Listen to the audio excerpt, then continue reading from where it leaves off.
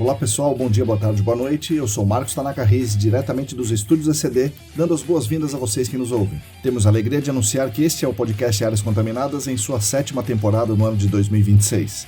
Nosso grande objetivo com esse podcast é aproximar todas as pessoas que atuam no mercado do GAC, trazendo conhecimento para essas pessoas.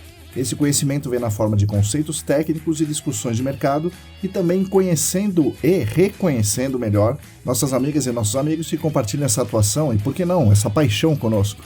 Como diz o Hemingway, quem luta ao nosso lado importa mais que a própria guerra. Nós lutaremos lado a lado com vocês, junto com vocês por muito tempo. Venha lutar conosco para que um novo horizonte se levante para todo mundo. Está no ar o podcast Áreas Contaminadas.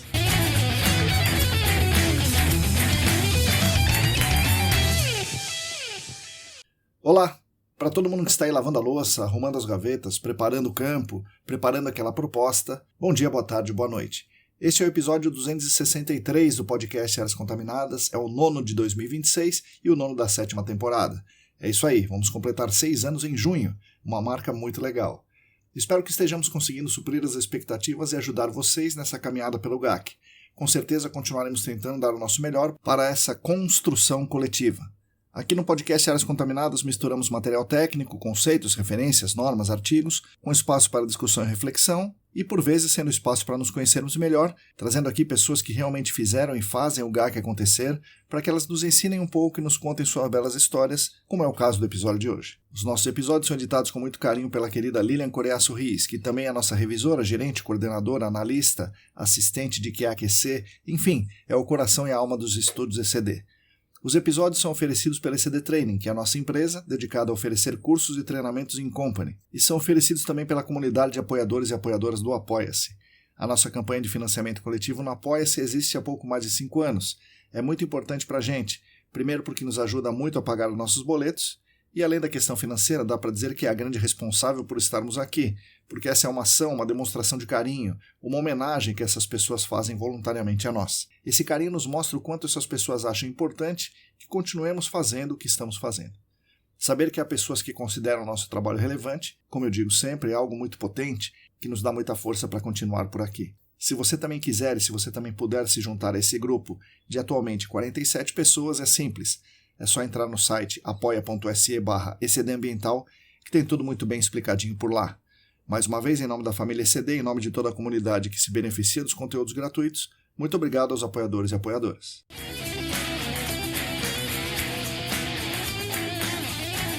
O nosso podcast conta também com 3 queridas empresas patrocinadoras que nos enchem de orgulho por serem empresas bastante importantes, bastante renomadas no mercado, conhecidas, que querem unir as suas poderosas marcas aqui ao nosso trabalho, mostrando que estamos também no caminho certo. Isso também é uma coisa que nos dá muita alegria. Além disso, termos esses patrocínios permite que a gente se dedique a manter a frequência, a rotina, periodicidade desse nosso trabalho nas redes. O patrocínio master é da Clean Environment Brasil, que comercializa produtos e tecnologias para investigação e para remediação de áreas contaminadas. Acesse o site da Clean, www.clean.com.br. Os patrocinadores ouro são a Vessel Group e a Columbia Technologies.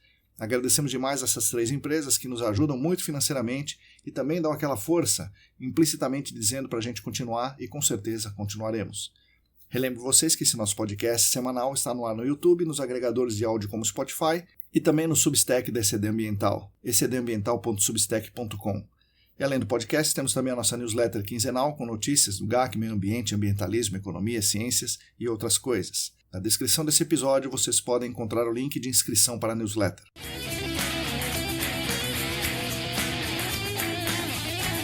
Bom pessoal, hoje teremos um episódio bastante interessante que queríamos ter feito há algum tempo, mas finalmente deu certo e acho que deu certo num momento bom. Hoje falaremos aqui com Pablo Yoshikawa, o Pablito. Pablito é geólogo que trabalhou com sondagens, depois trabalhou em várias consultorias e hoje está na SBV, o seu trabalho voltado basicamente para a prestação de serviços de remediação no GAC. Ele conta aqui para a gente sua trajetória pessoal e profissional pelo GAC, conta alguns causos muito interessantes e nos passa um pouco da sua larga experiência em projetos de investigação e de remediação. Vocês vão gostar muito, com certeza. Então é isso aí, fiquem agora com as palavras de Pablo Yoshikawa.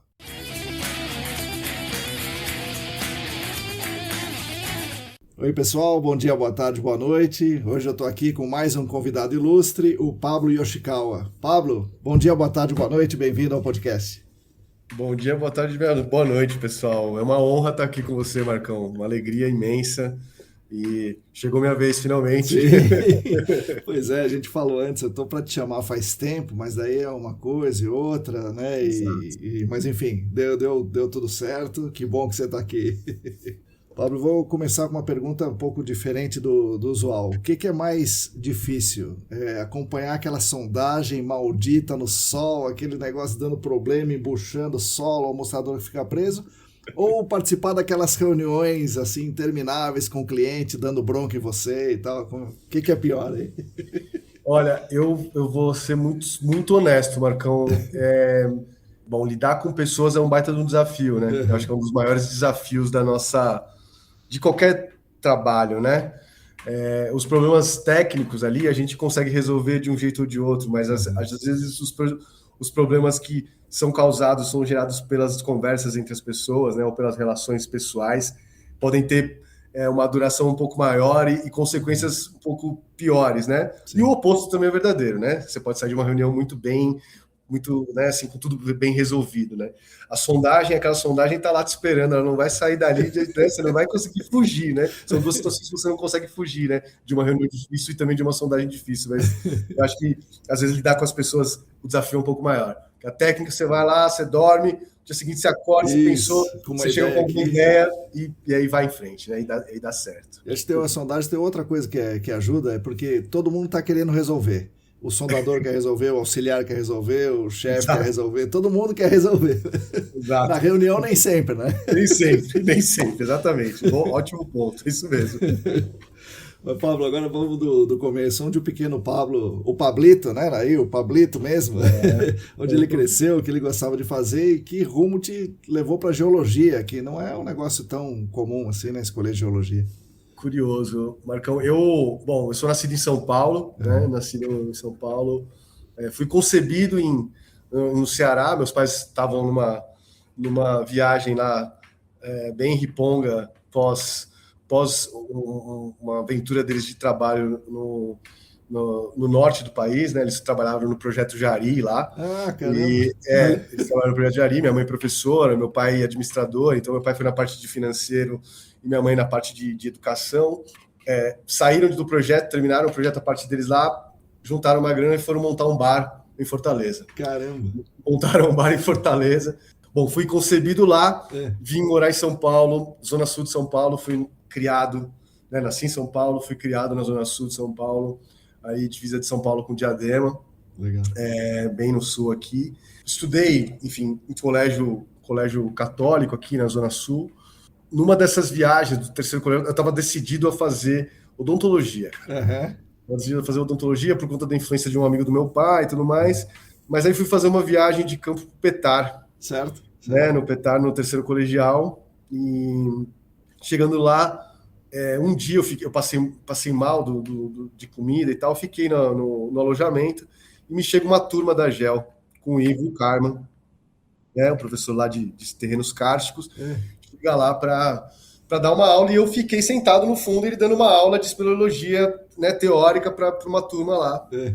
né? E eu lembro de algumas figuras dessa turma já que depois viraram meus amigos, né? Caramba, Eu rapaz. lembro dessas pessoas. E esses caras ficavam lá enchendo a paciência da professora, de uma das professoras que estava acompanhando a gente e tudo mais. É. Mas aí foi isso que me despertou, cara, para geologia. Eu falei, puta, eu quero fazer isso. Uhum. Quero fazer isso, quero entender mais do que se trata, né? É. E fui atrás e tal, fiz minha matrícula na Gera, fiz o FUVEST, né? Fiz a FUVEST, passei em uma lista aí, segunda ou terceira lista, eu nem estava esperando, então já tinha começado a fazer cursinho. Uhum. E recebi a boa notícia de que tinha sido aprovado na GEL, bem no mesmo dia que eu tinha sido feito minha prova de habilitação. Então eu tava feliz, fiquei feliz em dobro.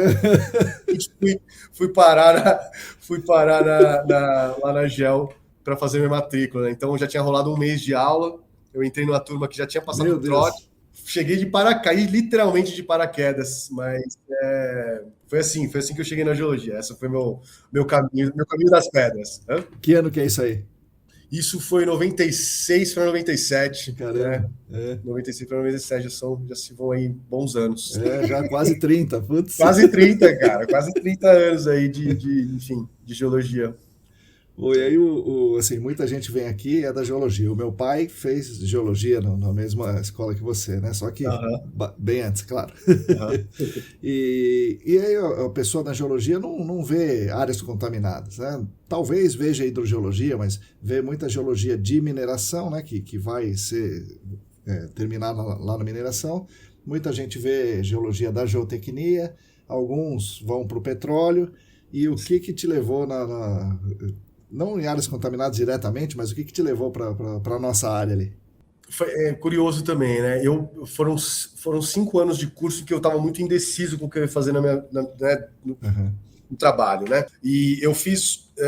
Todo mundo fazia a iniciação científica lá na GEL, com mineralogia, com geotectônica, com temas associados à geologia clássica, vamos dizer assim. Uhum. E eu fui para uma outra área, cara. Eu fui para o oceanográfico, para o Instituto Oceanográfico. Então, eu fui trabalhar com o professor lá, o Moisés Tessler, grande professor, um cara maravilhoso, assim.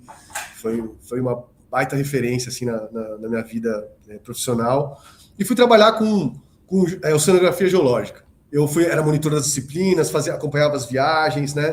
Tem lá as bases do oceanográfico em Cananéia, em Ubatuba e tal. Então, eu estava mais nessa, vamos dizer assim, mais no campo ambiental, ecológico, ecológico.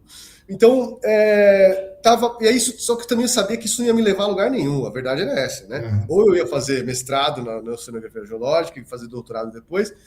Então, isso foi sendo empurrado há algum tempo, assim, eu ficava meio indeciso, puta, o que eu vou fazer, O tempo foi passando, cara. Mas eu tinha feito uma certa concentração de disciplinas voltadas para a parte, vamos dizer, que a gente hoje chama de diagnóstico. Então, eu tinha feito disciplinas de geofísica, tinha feito a parte de geologia ambiental mesmo, mas também fiz hidrogeologia, né?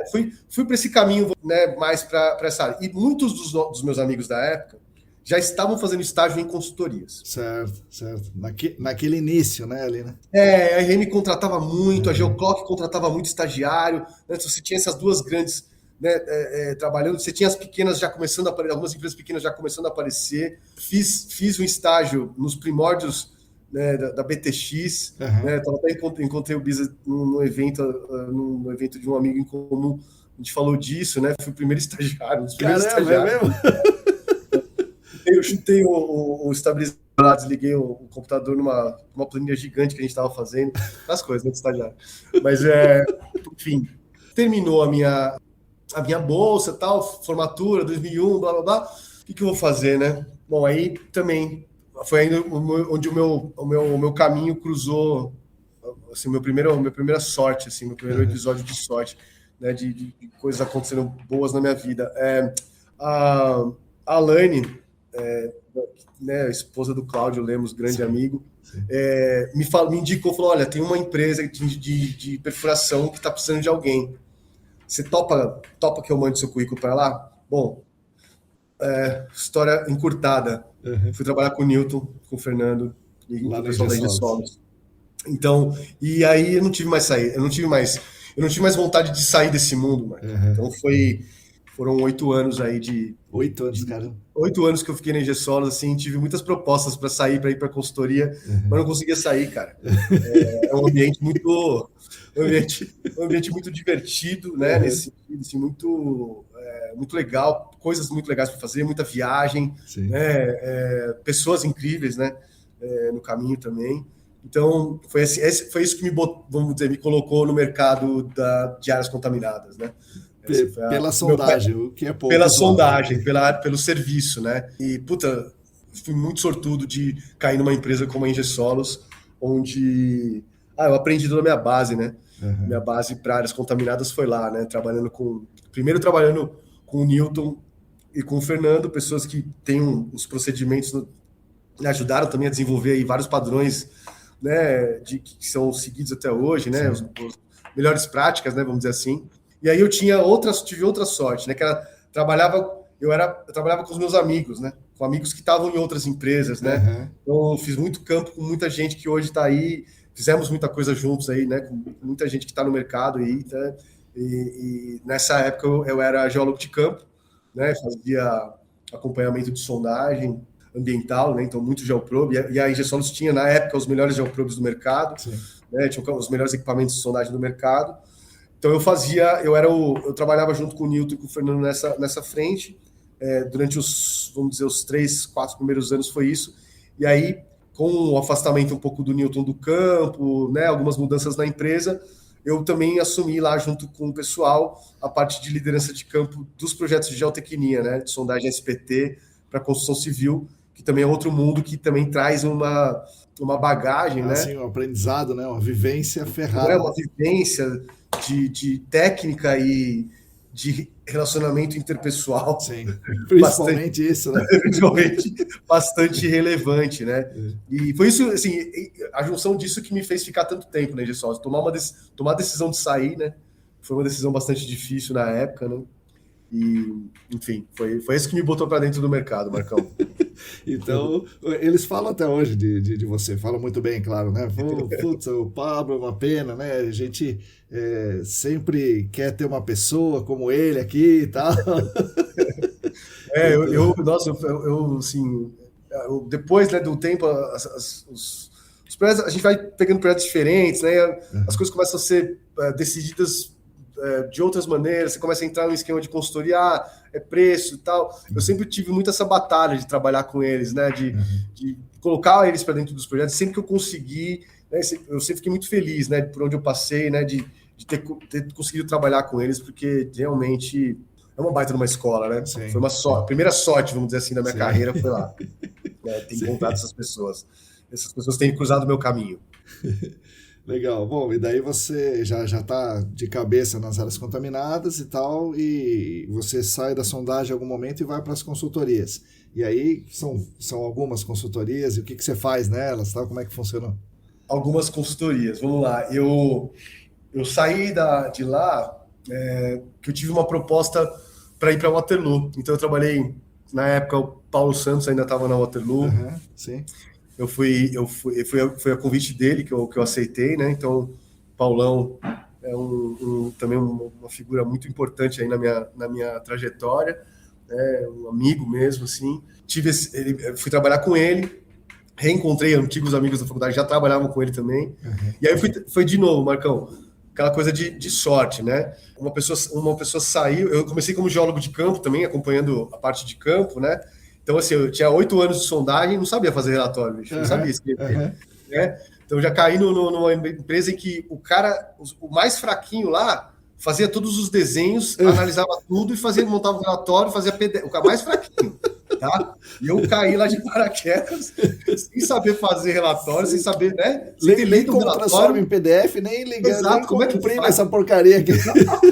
E os caras faziam desenho, os caras faziam os próprios desenhos, as próprias sessões, era assim, foi traumático. Mas aí eu acho que eu tinha uma diferença que era a capacidade de fazer gestão, assim, também, né?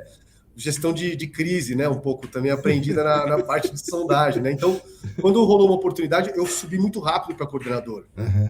Então, eu tinha uma capacidade de coordenação bastante grande já lá, desenvolvida e tudo mais. Então, eu já comecei a coordenar projeto. E aí, poxa, também, né? Trabalhando com a Ana Paula, trabalhando com a equipe lá, com o Paulo, com o André Garcia, que era, na época, a pessoa de preliminar, avaliação de risco, né? Fiquei 2 anos na Waterloo. Foi muito bacana também, foram 2 anos super legais. E aí, isso foi 2008 até 2010. 2010, tive um convite para ir trabalhar na CH2M, né? Na extinta CH2M. Né? E lá eu digo que eu também, né? Outra sorte na minha vida, a possibilidade de trabalhar em projetos incríveis. Assim. Eu nunca tinha sido gerente de projetos de um projeto de engenharia, por exemplo. Então, caiu na minha mão um projeto de engenharia de uma dragagem ambiental. Nossa. Então, um projeto executivo de dragagem, né? Eu não tinha noção de como fazer, eu tinha coragem, tá? Mas eu não tinha, assim, o passo a passo para mim era muito nebuloso. Sim. Mas o passo a passo da engenharia é o passo a passo da engenharia. À medida que você acha uma pessoa que consegue te ajudar com isso, isso voou, então foi muito legal. Então eu tive essa possibilidade de trabalhar nesse projeto, desenvolver esse projeto muito bacana, né? nesse período que eu fiquei nessa H2M, eu também tive a oportunidade de trabalhar em projetos emblemáticos aí, hoje, né, que estão aí acontecendo ainda até hoje, em Camaçari, projetos de alta resolução, né? Tive essa oportunidade de trabalhar com tecnologias inovadoras na época, ser pioneiro, né? Trazer os primeiros amostradores passivos para o Brasil, né? De um determinado fornecedor, né? Fui para fora dos Estados Unidos, trouxe os amostradores dentro da mala, aquelas coisas, né? Sim. E os primeiros MIPs combinados com HPT também, a gente teve a oportunidade de fazer, né, isso lá para 2012, lá em Camaçari também. Então, tive essa oportunidade, assim, uma sorte muito grande de ter esses projetos. Aí, nessa época, tive, né, também, eu trabalhava com o Olivier Maury, com o francês que veio aqui ficar no Brasil, também ajudou a desenvolver muita coisa aqui bacana, né? Então, ele era meu mentor na época, né? Então, eu tive essa sorte de trabalhar, enfim, com pessoas do cliente, né? Que são bastante relevantes aí no nosso mercado. Sim. Então, tive muita sorte, Marcão. A verdade é essa, cara. Eu me vejo como uma pessoa com muita sorte. Aí, terminou meu ciclo lá, fiz muita coisa, né? Você chegou a usar o Waterloo APS lá, que o Marco Ped trouxe com os caras da Stone? A gente não usou na época, não usamos. A gente estava desenvolvendo. Hoje o pessoal está numa etapa bastante, sei, né? Porque tenho amigos lá ainda, desenvolvem esses trabalhos aí. Na época não cheguei a usar o Waterloo, mas na Waterloo a gente instalou muito CMT, cara. CMT no passado, né? Os amostradores de água as amostragens de água com direct push ainda não eram muito frequentes, né? A gente usou muito CMT, né? Instalou muito CMT em uns projetos emblemáticos aí também do GAC, bem interessantes. Então, tive essa sorte também de trabalhar com técnicas diferentes, né, cara? Porque sair um pouco daquele comum, né? Do posto de monitoramento, da sondagem mal feita, do tradinho, aquela coisa. Então, fiz, né? Desde a Ingesolo eu já era gourmet, né? Eu fazia muito direct push com liner já, com dual tube, com ponteira fechada, com screen point, então já era mais gourmetizado, né? Depois você tomou um baque, depois... tomei um baque, falei, pô, mano, vou voltar a trabalhar com trado manual aqui, pelo amor de Deus, né, cara? O que é isso aqui, né? Como é que funciona esse negócio aqui?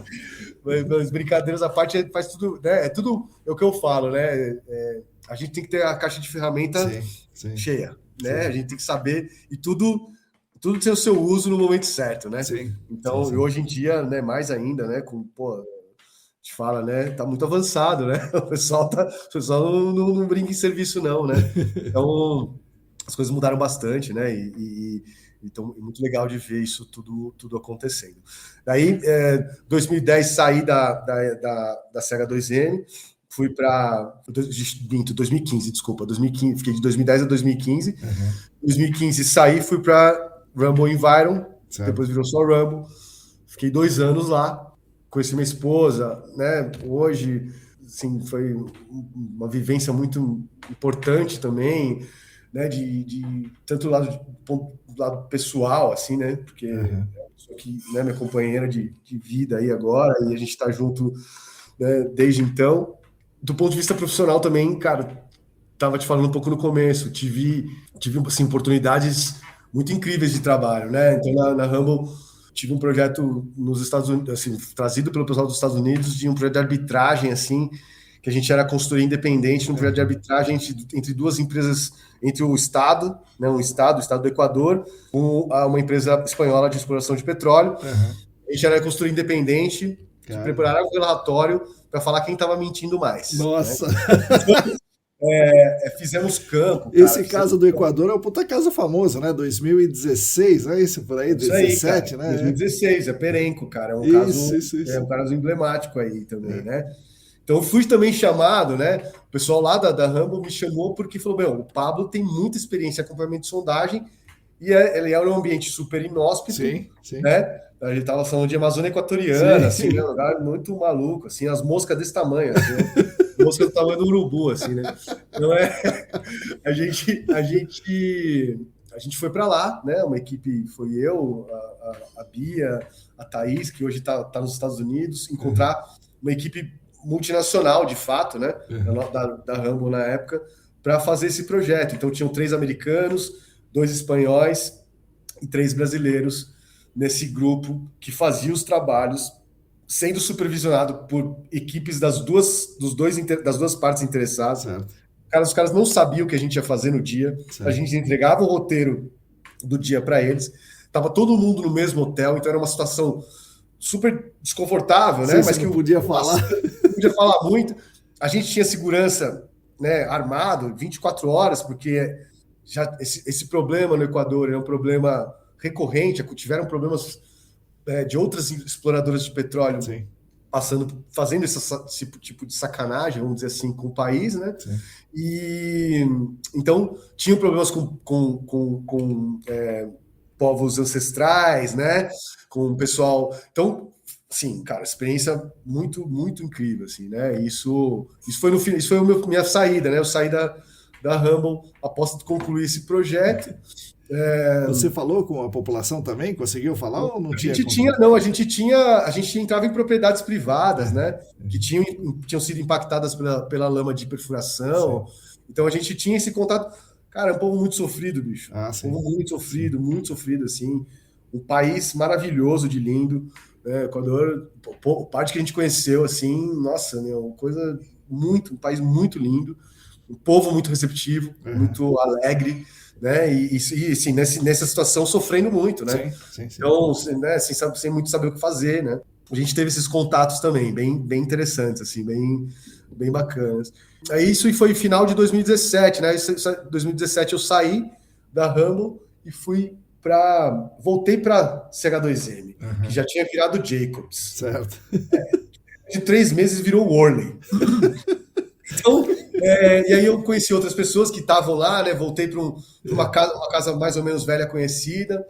Voltei a trabalhar com clientes antigos que eu já trabalhava, né? Voltei no nível mais de consultor técnico sênior, né? Sem fazer gestão de projetos, né? Só gastando dinheiro, o dinheiro dos projetos, né? Sim.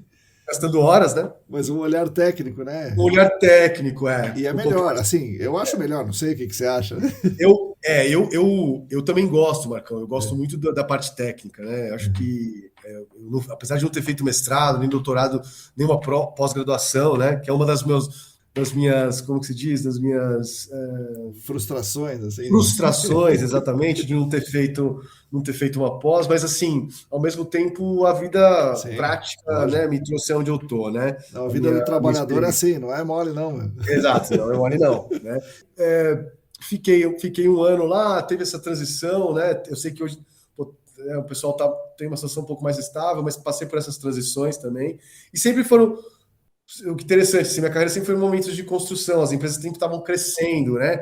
Eu sempre tive essa sorte de estar trabalhando em momentos que as empresas estavam crescendo, ou com plano de crescimento, ou com, sabe, num momento positivo, vamos dizer assim, né? Sim. Eu acho que o momento mais complicado que eu passei foi na Worley, porque foi, inclusive, minha primeira demissão, né? Eu nunca tinha sido demitido na minha vida, né? Foi a minha primeira demissão, né? Eu saí de lá. Então, mas também, sim, ciente de que eu cumpri a minha parte, né? Era um capítulo que precisava ser encerrado daquela maneira. Pois bem, isso pandemia, né? Já estava no meio da pandemia. Algumas pessoas que já estavam saindo da Worley estavam indo para outras empresas e era um momento de crescimento da Cetrel. Então, tem uma pessoa que também é um cara que a gente já fez muita coisa junto, que é o Rodrigo Silva. Ele hoje nem está mais no mercado, não sei se você lembra do Rodrigo. Sim, eu lembro sim. Eu lembro, acho que na própria Cetrel ou na CH2, um dos dois lugares. Isso. A gente fez muita coisa legal na CH2, né? Os estudos de Alnepo, sabe? Ele era muito como eu posso dizer, comprometido com a parte técnica também. Então a gente fez bastante coisa legal. Congelar a amostra, mandar a amostra para os Estados Unidos, fazer os fatiamentos de amostra lá com os liners de aço inox. Sim. A gente fez muita coisa bacana. E o Rodrigão me chamou para ser parte hoje de um seleto grupo de nobres colegas, que é o Next, né, que é o núcleo de excelência técnica da Cetrel. Eu entrei nesse núcleo de excelência técnica da Cetrel, tá lá até hoje, né? Tem figuras lá que eu gosto muito, né? Então lá o André, a Mayara, a Paty, que são pessoas que eu gosto muito, que estão lá tocando a parte técnica lá, né? Do projetos e tal. Deixa eu te interromper aqui. Como é que é você ser chamado para ser parte de um negócio chamado Núcleo de Excelência Técnica? Porra, se é comigo, eu abri uma champanhe aqui. É maior responsa, né, cara? Maior responsa, né? Maior responsa. Assim, para mim foi muito legal, né, esse reconhecimento na época do Rodrigo, né? Falando, eu quero muito que você venha trabalhar com a gente e tudo mais e tal. É uma honra, cara, assim, um negócio que... Eu nunca tive o ego grande, sabe, Marcão? Eu nunca fui um cara de ego inflado, assim, sabe? Mas, poxa, é uma coisa que toca, né? Você fala, vou trabalhar... E eram projetos bem interessantes, de um cliente bem interessante, com projetos, com problemas tão grandes quanto o seu nome, né? Então a gente estava lá, nesse momento, tentando o nosso melhor ali, fazer essas coisas. Então, o pessoal tá lá até hoje, né? Sim. E eu participei de um momento bem interessante da Cetrel, né? De muita mudança, de muita evolução, certamente, muita evolução, junto com o cliente, né? E com experiências técnicas maravilhosas, assim, tanto com o CETESB, mas com a equipe, enfim, né? Um momento muito legal, né? E lá eu estava num momento, nesse último momento, trabalhando muito junto na parte do desenvolvimento de negócios com a Cetrel, né? Então, com a equipe, né? Com a Ana, com o Dair, com o pessoal que está lá hoje, tocando com o André Posetti, com as pessoas que estão lá hoje. E eu estava muito ajudando nessa parte de desenvolvimento de negócios, né? Ajudando a montar os escopos, suas propostas, atendendo o cliente, né? Fazendo prospecção. Então, estava nesse momento lá. Até surgir no momento atual, né? Onde eu estou agora, que foi no final de 2024. Eu aceitei aí o desafio de fazer parte da SBV Engenharia, voltando para a parte de serviço, né? Voltando para a parte de serviços, onde eu iniciei minha carreira, né, com sondagem. Agora estou de volta à área de serviços, com alguns desenvolvimentos bem legais aí de projetos, enfim, de abordagens técnicas voltadas para a remediação, né, sempre em apoio à consultoria, sem interferir nos trabalhos da consultoria, mas como um braço operacional, né, da consultoria que contratar a gente. Então, para execução de planos de intervenção, né, a gente está aí para concretizar as ideias malucas, todas as ideias malucas que surgirem, a gente está aí para ajudar a concretizar. Então, está um momento bem interessante, né? Trabalho com pessoas muito queridas aí, né? Tenho muito carinho pelo Paulo, pelo Vinícius, que né, abriram as portas para mim aí na empresa. E estamos num momento novo, cara, tá bem bacana. Eu não tenho absolutamente nada, nunca tive, eu espero nunca ter nada do que reclamar, porque eu tenho muita sorte de estar onde eu tô, com as pessoas que eu tô hoje, sabe? Pô, que legal, Pablo. Pô, e aí você deixou um pouco de ter as ideias malucas para, como você falou, executar as ideias malucas. E quais são os desafios? São desafios diferentes, né? Ter a ideia maluca e convencer o cliente que sua ideia maluca é legal. E agora, executar no sentido que a ideia não é sua, mas você tem que fazer aquilo dar certo e tal. Como é que... Uma pergunta interessante, Marcão. Essa questão quando a gente fala de ideia maluca, né? Jamais é para subestimar ou, enfim, falar de uma maneira pejorativa, né? Acho que trabalhar no Brasil, né? A gente tem um diferencial muito grande de profissionais de outros lugares, né? Cada um com suas particularidades. Também não estou desmerecendo ninguém, mas a gente tem um desafio da geologia aqui, né? Então a gente tem que ser muito criativo. A geologia é sempre muito desafiadora aqui, né? Então a gente tem esse ponto em que os nossos geólogos são diferentes dos geólogos, né? Assim, e claro, os nossos engenheiros também, enfim, todo o nosso universo de profissionais tem o seu valor e só o fato de trabalhar no Brasil já é difícil, né? Já é complicado e é desafiador, né? Hoje a gente tem trabalhado no convencimento, né, dos nossos parceiros e com alguns clientes, no sentido de que tudo pode ser feito, a gente consegue fazer, a gente consegue implementar. Então, o que o projeto pedir de solução, a gente consegue implementar. A gente, de um jeito ou de outro, a gente vai trazer a melhor maneira de ser implementado, vai trazer, né, enfim, a parte de custos mais otimizada possível para que aquele projeto aconteça. Então, tem sido desafiador. A gente sabe que, enfim, o mercado está numa maturidade assim, avançada em termos de técnicas de remediação, em termos de fornecedores de sistemas, fornecedores de equipamentos. Enfim, a gente tem uma maturidade bastante legal atingida pelo nosso mercado. A gente não deve nada, né, para outros países, vamos dizer assim, no sentido de que todos os fornecedores de alta resolução, temos fornecedores de alta resolução, temos laboratórios que só melhoram e só crescem, né? A gente tem empresas de sondagem também caminhando, né, na sua luta ali também para tá, né, par e passo com o que tem hoje no mercado. Então, isso mesmo vale para os nossos consultores, né, para todos os nossos profissionais aí envolvidos nisso. Então, acho que a gente está num nível de maturidade muito legal. O que a gente está trazendo, assim, o que a gente pensa é em atuar como uma empresa, que é o que eu aprendi um pouco também lá atrás, que assim, a gente integrar, né, a gente ser um integrador das ações, né? Então, isso que é esse o que a gente está buscando. A consultoria tem ideia, a gente pode ajudar na construção da ideia, e a gente pode ajudar em dar os caminhos de fazer isso acontecer, né? E a gente tem sido bem recebido, assim, bastante bem recebido por clientes finais, inclusive, né? E por empresas de diversos tamanhos que entendem, né? Que entendem a mensagem que a gente quer e o que a gente está trazendo. Então, tá um momento bacana, assim, cara. Tá bem divertido, desafiador pra caramba, muito legal, né? Muito, muito bacana esse momento. Não é fácil, você sabe. Você já passou por isso, você sabe como é que é. Não é fácil, né? A luta diária, né? E eu tiro o chapéu, né, para os nossos empreendedores aí, né, desse mercado que estão aí há tanto tempo e batalhando e, né, conquistando seu espaço. E a gente está aí também tentando agora entrar como um novo player, assim, não um novo player, mas uma alternativa, né, ou uma outra opção para abordar algumas questões. Estamos fazendo de tudo para dar certo. Então, foi um ano 25 foi um ano bastante desafiador, mas de entender bem o mercado, né? O preço da ESAS trouxe para a gente uma exposição bem bacana, né? E agora a gente está colhendo os frutos, né? Estamos, né, entrando nos processos, né, ganhando projeto. Então tá bacana, tá legal.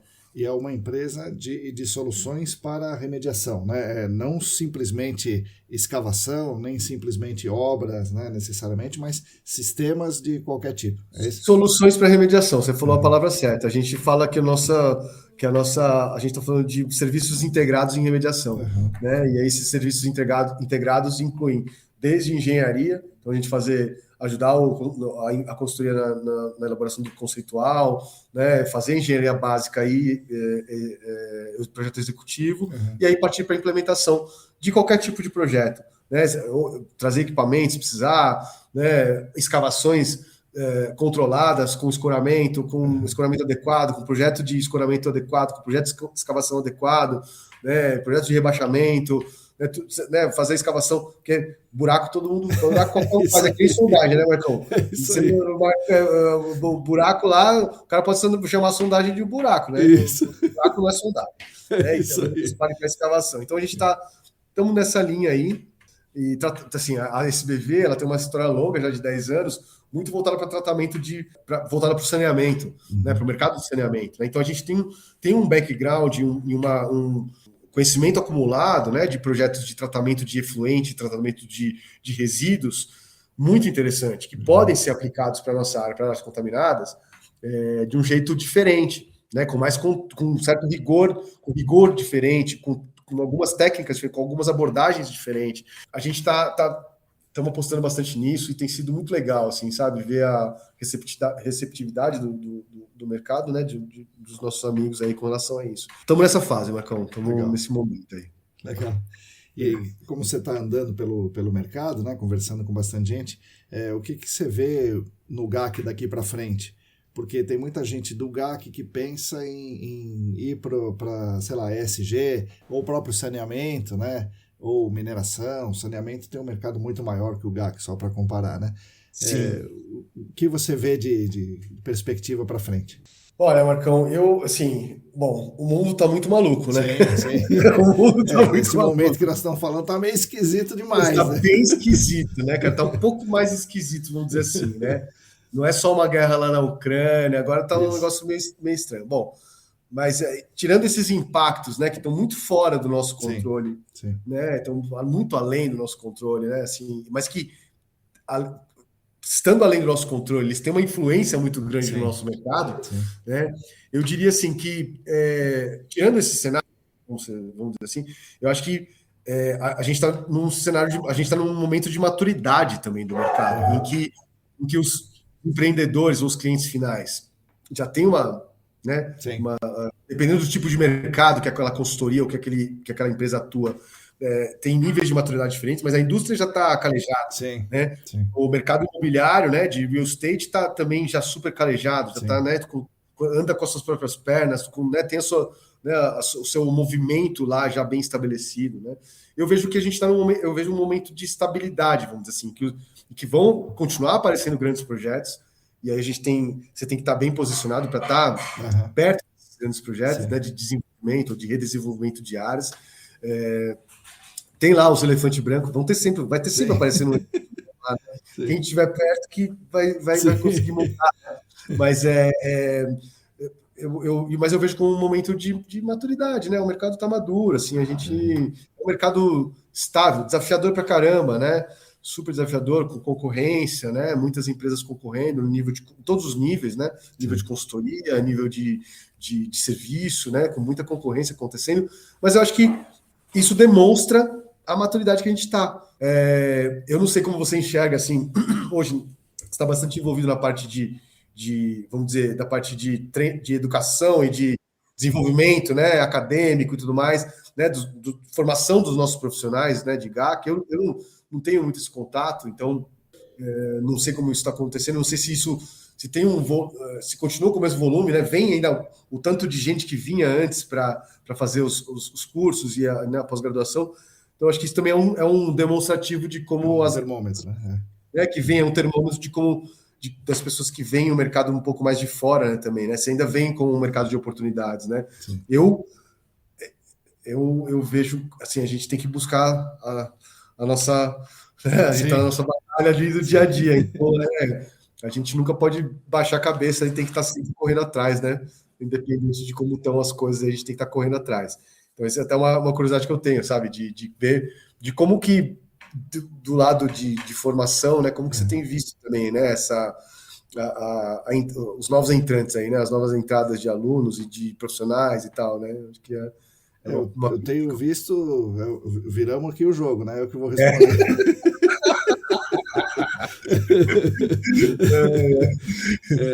Eu tenho visto nos últimos poucos anos, aí vai 2 anos, 2024 para cá, um pouco menos, a procura um pouco menor pelos cursos. Entendi. Mas pelo curso, não só de GAC, de tudo, né? Tudo, a história é essa, né? No Brasil todo, pelo menos, né? Sim. A procura por cursos tem caído. E no GAC isso aconteceu também. Nas pós-graduações e mesmo nos cursos da ESAS. Tem procura, mas é uma procura menor do que tinha até 2023. Na pandemia, aumentou pra caramba entre 2020 e 2023. Muita gente atrás de curso. 2024 para cá tem diminuído um pouco. E eu também vejo pessoas com menos tempo de GAC entrando na pós-graduação. Pessoa que está com, sei lá, 5 anos, 10 anos, não, é muito raro essa pessoa procurar a pós-graduação. Antes disso, não. Antes disso, tinha gente iniciante, tinha gente de 10 anos. O Newton fez o curso, né? Imagina, né? Então, o Abdala fez o curso em determinado momento. É mesmo? Nossa. Teve um momento que o curso tinha 3 caras sênior na mesma turma. O Abdala, o Maurício Prado, que era o diretor da Selemar e tal, e o Geraldo, que naquele momento era o diretor de controle da CETESB, né? Sabe? Sim. Que o GAC ficava subordinado a essa diretoria de controle. Uau! Mas hoje não se vê pessoas com mais do que 5 anos, é muito raro ter alguém no curso. Olha só. Que mudança de perfil também, né? Mudança interessante. Legal. Obrigado por responder minha pergunta. Que é isso. Tem uma história interessante, né, Paulo? Que eu fui só em uma conferência Batelli, em 2014, onde você também estava, né? Sim. E eu vi os acontecimentos, né? Que eu quero que você conte, porque você viu melhor, né? Por conta da sua apresentação, né? No painel internacional, né? Isso. Onde tinha... Eu estava lá assistindo outras coisas tal, e eu brincava com meu irmão brincava comigo, né? Falava assim, olha, para chegar a essa hora aí cedo na conferência só tem você e o chinês ali. Você e o chinês que quer chegar cedo aqui. Mas enfim, o chinês era o chinês, né? Só tinha um ou dois no máximo, né? Exato. Pouquíssimos chineses ali. 2014. 10 anos depois, em 2024, meus amigos que foram dizem que os chineses estavam apresentando muitos trabalhos e tinha trabalho super avançado e lá não tinha praticamente não nada. Tinha. Mas o que você viu lá dos chineses apresentando e como você vê o crescimento do mercado chinês e o que eles têm para ensinar para a gente? Isso é muito incrível, assim, Marcão, você fazer essa pergunta, porque 2014 foi um ano, de novo, né? Aquela coisa do momento ali, a gente estava no momento de apresentar alguns dados das investigações que a gente tinha feito aqui no Brasil. Tive a oportunidade de ser mandado para lá. Dentro do contexto nosso lá da CH2M na época, eu era o mais júnior, né? Da turma toda, e era uma turma assim, só os veteranos da CH2M mesmo. Então era o líder de investigação, o cara líder de ELNAPL, o líder de remediação sustentável, só assim, as lideranças mesmo, né, naquela época, lá presentes no evento. E aí eu apresentei esse trabalho no painel internacional, e nesse mesmo painel era o ministro do meio ambiente da China na época. E esse cara, ele apresentou o planejamento deles, né? Planejamento olha, a gente tem um plano de 10 anos, e em 10 anos a gente fazer toda a remediação do solo contaminado na China. Uma coisa ambiciosa, né? Sim. Se você for pensar, né? Se a gente olhasse como a China estava naquele momento, na etapa de desenvolvimento industrial dela, tal, né? Era um movimento, assim, bem interessante que estava acontecendo. Então, olhando hoje, né? Assim, vendo o que eles cumpriram, o que eles completaram, né? Assim, muito do solo deles, assim, eu diria que 90% foi de fato descontaminado, né? Através de métodos de lavagem de solo, enfim, eles fizeram muita lavagem de solo, recuperaram muito solo lá, né? E eu não fui mais para Batel nos anos que se passaram, mas ouvi também essa mesma coisa que eles apresentaram trabalhos muito interessantes. E a gente está em contato com diversas empresas chinesas hoje, né? Porque eles evoluíram muito, né? Em termos técnicos, em termos de capacidade que eles têm de montar equipamento, enfim, né? De criar coisas, né? Eu vejo que, assim, a gente está trabalhando na construção de parcerias, né? Hoje com empresas chinesas, que tem muito a oferecer, que tem muita troca, que tem muito interesse, né? As relações entre Brasil e China são relações muito saudáveis, né? Em vários aspectos. É um momento bacana, assim, de olhar para trás e ver o que eles fizeram, né? E essa recuperação, assim, eu acho que essa coisa da recuperação do solo, né? Para mim foi uma das grandes surpresas, assim. E aí eles têm muitos congressos legais, acho que agora em março deve estar rolando um congresso de solos, né? Lá, né, internacional. Eles têm eventos próprios criados, né? Tem as pesquisas acadêmicas super avançadas, né? Assim, muito avançadas, né? Assim, então a gente tem muito a aprender com eles. E sim, pode crer que é uma aposta e um investimento interessante, né? Para quem quiser, né, ter essa troca com eles, porque além disso tudo, assim, a sorte que a gente teve, né, nas trocas que a gente teve até o momento, são pessoas muito receptivas, né? São muito receptivas, né? Tem, lógico, as questões culturais e travas de idioma e tudo mais, né? Mas tem pessoa legal no mundo inteiro, né, Marcão? É isso mesmo. É isso, a gente tem tido essa sorte, sabe? Legal. O Pablo, conta um projeto que você tenha participado, você fala assim, puta, esse negócio é legal, olha que sacada boa nós tivemos aqui, ó. Eu acho que tem alguns, né? Assim, acho que o fato de estar agora tentando desenvolver soluções de engenharia voltadas para o meio ambiente, né? Soluções que envolvem geotecnia, acho que esses estão me brilhando bastante os olhos, né? Agora, esse projeto que a gente fez em Camaçari, né? Que é um projeto grande, que está acontecendo até hoje, né? Acho que o modo como ele foi construído, né? Assim, há múltiplas mãos, né? Com especialistas do mundo inteiro, né? Com especialistas do cliente, né? Esse é um projeto de uma eu tenho um carinho muito grande por esse projeto, né? Assim, e pelo processo que foi criado, né? Então, a criação de grupos específicos de discussão, né? Enfim, criação de roadmaps para você definir os objetivos, né? Definir os objetivos de remediação, né, definir os objetivos para o site, né? Então, tudo que foi criado nesse projeto eu achei muito, muito genial, assim, né? Então, foi um momento bastante interessante, assim, né? Um projeto bem bacana. Acho que hoje, pensando em soluções, assim, acho que soluções de engenharia voltadas para a remediação, o que a gente tem hoje, pensando, né, desenvolvido, assim, e tentado viabilizar, né? São projetos de técnicas que são bem estabelecidas, já foram muito utilizadas no passado, que já foram, tem o seu lado, e eu acho que é um lado muito bacana, porque eu sempre gostei muito de obra, né? Uhum. São os projetos de barreira, né? Os projetos de barreira reativa, né? Os projetos que envolvem ou controle de fluxo, né? Ou controle e passagem, né? de material contaminado, certo. Tipo funneling gate, barreiras reativas, absortivas de diversos tipos, né? Então, isso acho que tem sido legal. Então, eu vi um projeto acontecendo, não participei muito, mas a CH2M na época teve um projeto muito legal de barreira absortiva, né? Feito numa área lá em Mogi, né? Então, são projetos, esse projeto que eu falei, que eu participei de executivo de dragagem, né? A gente tinha na época uma solução bastante interessante que eu nunca tinha visto, que era o uso de estacas prancha para projetos de dragagens fluviais. Esse mundo da engenharia sempre, na verdade, me cercou muito. Então, eu gosto muito da geotecnia aplicada, né? Sim. Aplicada para esse tipo de solução. Então, vamos dizer, eu trago essas experiências aí, Marcão, que foram bastante marcantes para mim. Legal. Pablo, agora é o momento oficial que o jogo vira. Agora você pode me fazer uma pergunta. Aquela não valeu, foi só uma perguntinha assim, falando no meio. Agora é uma pergunta mesmo.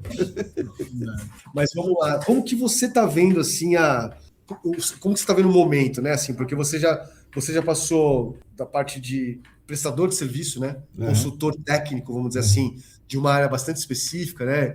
De alta resolução, né? De uso de ferramentas, e que eu achava que eu sempre, agora é a minha parte de jogar o confete para você, Marcão, eu sempre achei muito bacana assim a sua abordagem à alta resolução, né?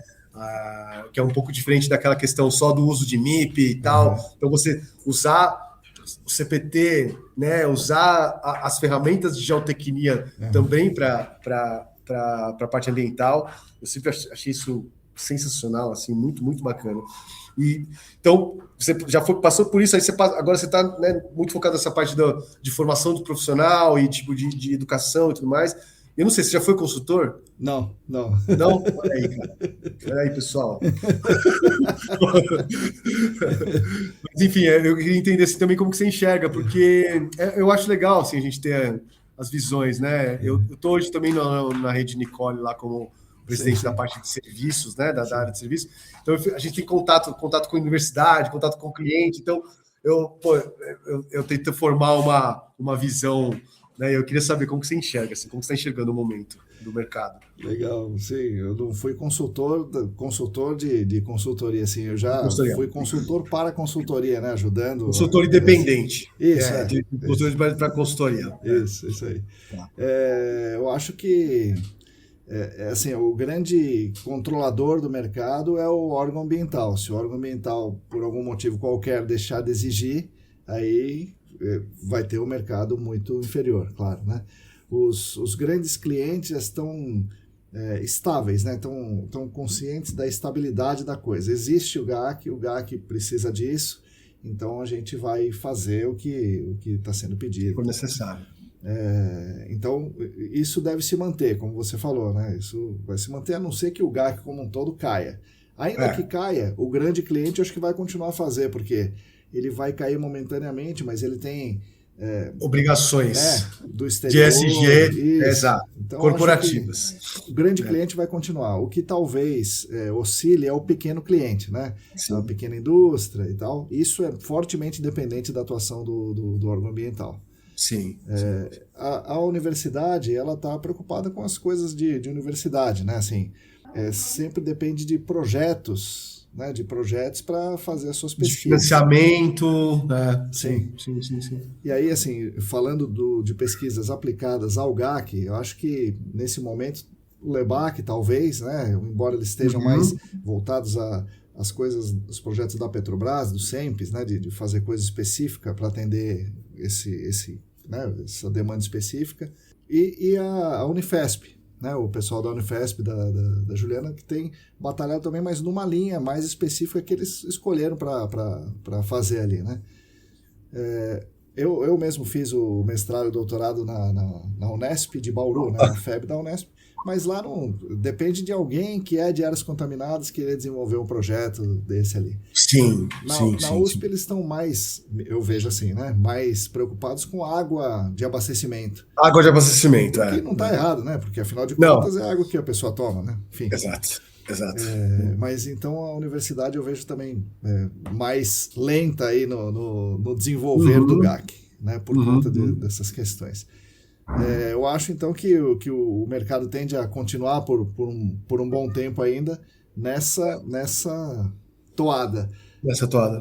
O órgão ambiental tende a exigir mais, principalmente nos outros estados. Isso vai espalhar um pouco os pequenos clientes para os outros estados.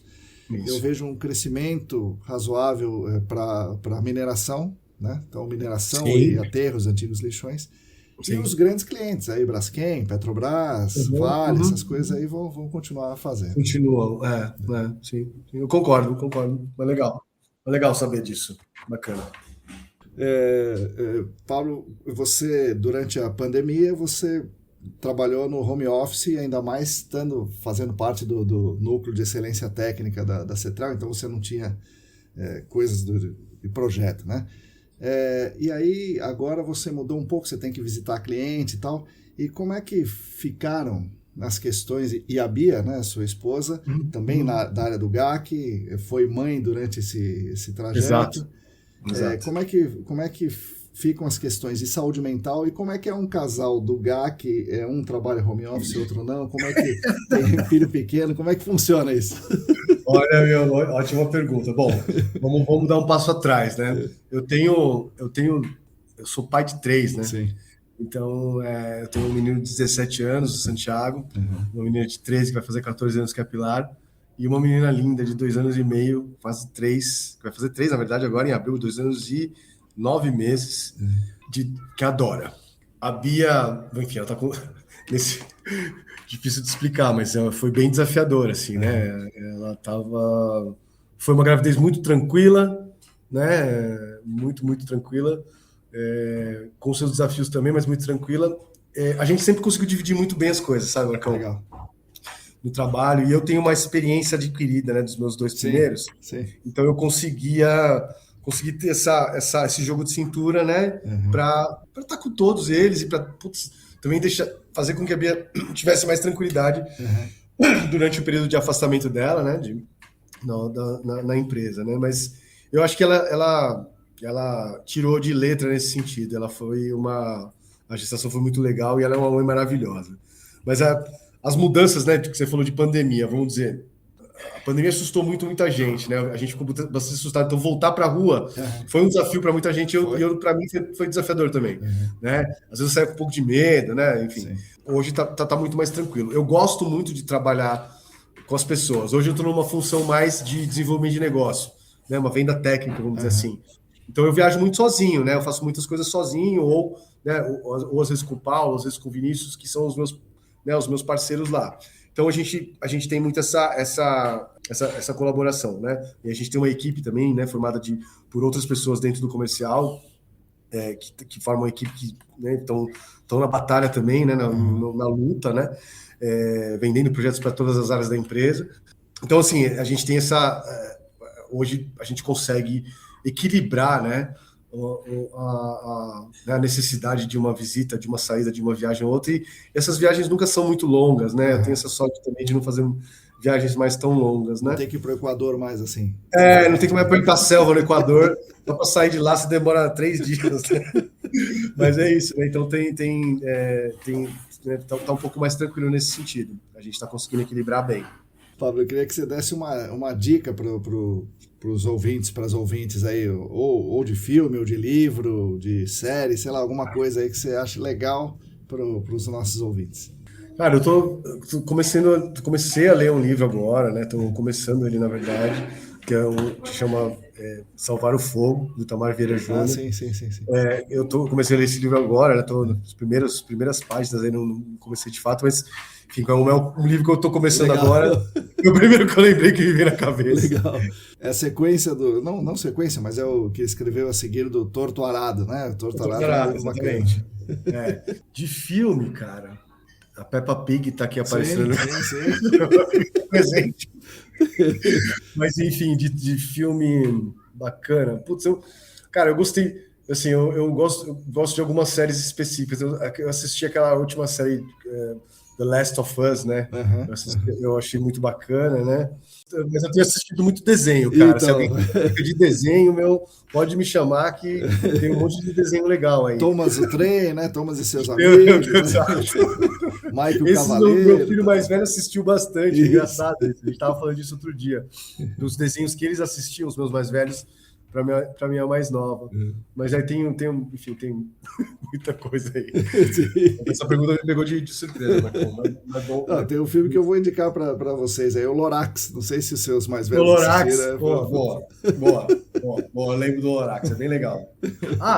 Tem um filme dos que chamam Os Guardiões, que é um filme da DreamWorks também, que tem o Papai Noel, tem o Coelho da Páscoa. Caramba, não conheço. Esse filme é bem legal, cara. É um desenho bem legal, bem bacana, com os Guardiões. Legal. Ó, a dica boa aí, tá vendo? É um desenho bem bacana, bem bacana. Tem a Fada do Dente, é bem interessante, assim. Bom, Pablo, é isso aí. Eu vou deixar você agora falar o que você não falou. Agora é o momento que você fala o que você quiser. Fala o que você não falou, cantar, falar do Corinthians, aí você que manda.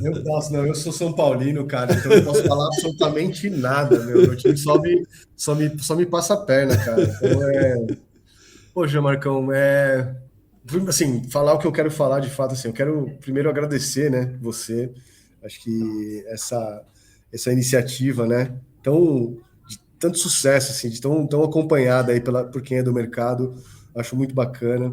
Acho que a galera que te apoia, né, com os patrocínios também, tiro meu chapéu, né, conheço todos eles, tenho maior admiração, maior carinho, maior respeito por esses caras. Então, assim, agradecer mesmo, cara, assim, a oportunidade de conversar com você é um cara que eu considero demais, então a gente fica longe, né, a gente não se fala sempre, mas sempre que se fala, eu acho que a sensação que eu tenho é de que a gente conversou anteontem. Isso sabe, cara, eu tenho isso tenho com algumas pessoas e você é uma delas, então foi muito bacana poder estar dividindo esse tempo contigo aqui, cara, tá? Obrigado mesmo e assim, respeito a todos que passaram já por essa experiência, que é uma experiência fantástica, né? Ouço sempre, né? Acompanho as histórias e fico muito tocado pelas histórias de todo mundo, né? Acho que cada um tem a sua trajetória e sua jornada, né? E acho que esse é o nosso maior, né? Acho que é o nosso maior fonte de respeito aí pelas pessoas, é entender, saber de onde elas vieram, saber da luta delas, né? É legal demais, eu gosto demais de saber disso, né? Então, é muito bacana, só um agradecimento e um elogio aí formal a você e a essa nossa relação, cara. Legal. Valeu, Pablo. Bom, é isso aí. Obrigado por ter vindo. Foi muito legal falar aqui com você. E vamos deixar um preparado para o próximo que não demore tanto tempo, né, Pablo? Eu espero poder fazer sempre, assim, cara. Sempre que rolar e tiver uma oportunidade, se achar bacana, me convida, porque bater papo contigo é fácil demais, cara. Legal. Valeu, Pablo. Até o próximo. Até a próxima, Marcão. Obrigado.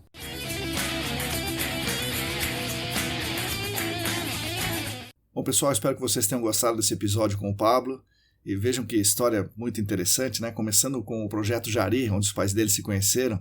E para quem não conhece, essa era uma ideia, né, meio maluca, né, de um bilionário chamado Ludwig, lá dos Estados Unidos, de construir uma fábrica gigantesca de celulose e mais uma empresa de agropecuária no meio da Amazônia brasileira, uma área do tamanho do estado de Sergipe, entre o Pará e o Amapá. O Amapá, na época, era um território, né, não era um estado.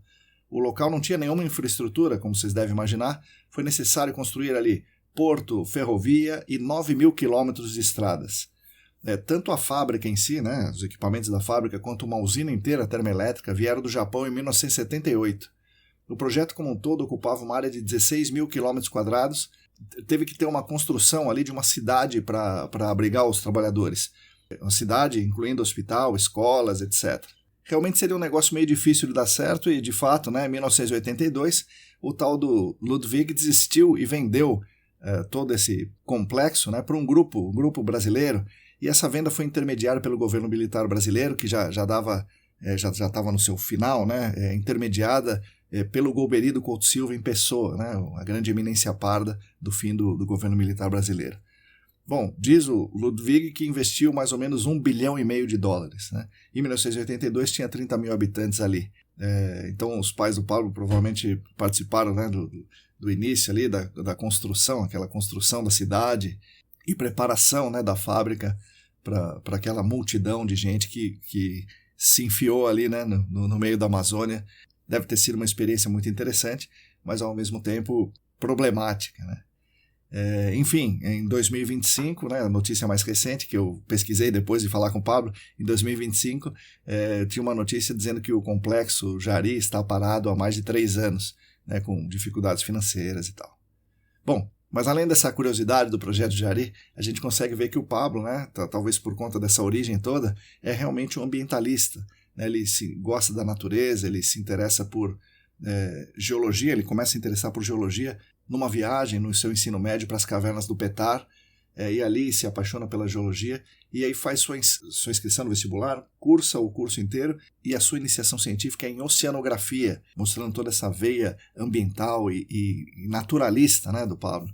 Aí as coincidências, aliadas à sua competência técnica e às chamadas soft skills, ou seja, ele é basicamente um cara muito legal, por conta de tudo isso junto, ele acaba indo parar no GAC, começando sua carreira na Engessolos, o que talvez é a melhor base que se pode ter para a investigação de áreas contaminadas dentro do GAC. Depois de uma bela temporada na Engessolos, ele passa por várias consultorias, sempre com muito brilhantismo, que o caracteriza, muita gente no mercado conhece, até que se torna um dos membros do chamado Núcleo de Excelência Técnica, e é realmente o ponto alto na carreira de qualquer um. Mas a inquietude o levou de volta para a prestação de serviços, e agora na SBV, trabalhando com sistemas e projetos de remediação. Como vocês ouviram no episódio, uma história muito interessante, com vários projetos legais no meio disso. Bom, agradeço demais ao Pablo pela conversa, dentro e fora do ar, foi muito legal, realmente bastante interessante, eu aprendi muito. Agradeço também aos nossos patrocinadores, a Clean Environment Brasil, a Vessel Group e a Columbia Technologies. Agradeço às pessoas queridas que são apoiadores financeiros no Apoia-se. E claro, somos especialmente gratos a vocês que nos ouvem aqui todas as semanas. Vocês são a razão de existência do que propomos e conduzimos nos estúdios ECD. Continuem conosco nesse podcast, que está disponível no Substack, no YouTube, nos agregadores de áudio como o Spotify e outros. Continuem conosco também na nossa querida newsletter, cujo link de inscrição está na descrição desse episódio. E a newsletter também está no Substack, ecdambiental.substack.com, e também nas redes. O nosso Telegram é um canal no Telegram chamado Áreas Contaminadas, o Instagram é @ecdambiental. Bom, enfim, fiquem conectados conosco. A todos e todas vocês, muito obrigado e até a semana que vem.